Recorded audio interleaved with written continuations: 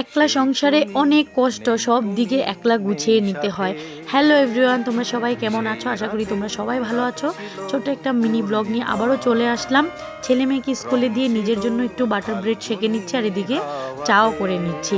তো চা খেয়ে তারপর ঘরের কাজে লেগে যাব। আর ওনার সাথে উনি হয়েছে খুব রাগ হয়ে গেছে। ওনাকে দেখে আমি হাসছি, এই জন্য তোমাদের সাথেও শেয়ার করলাম। কাকু পেইন্ট করছিল, চোখগুলোকে লাল করে একদম ডারাবনা বানিয়ে দিই। তো এদিকে বাইরেটার একটু ঘুরে রান্নাটা বসিয়ে দিয়েছি, রান্না করে পুজো করবো। আর এদিকে দুদিন ধরে ঘরের কাপড় জামাই শুকাচ্ছে না, এত বৃষ্টি আমাদের এখানে। এই যে বাসনগুলো ধুয়ে রেখেছিলাম, এগুলো গুছিয়ে রেখে দেব।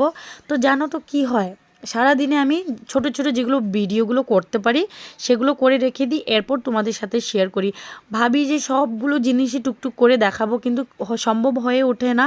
অনেক সময় কাজের এত প্রেশার পড়ে যায় যে ভিডিওটা যে করবো সেহেতু টাইমও পাওয়া যায় না। এই যে রান্না করে আমি যে পুজো দেবো এগুলো ভিডিও করতে পারিনি, যেহেতু টাইম চলে যাচ্ছিলো মেয়েকে আনার জন্য। তো আমি হেঁটে যাই, আজকে টাইম পুরা হয়ে গেছে, এর জন্য একটা রিক্সা নিয়ে মেয়েকে নিতে যাচ্ছি স্কুলে।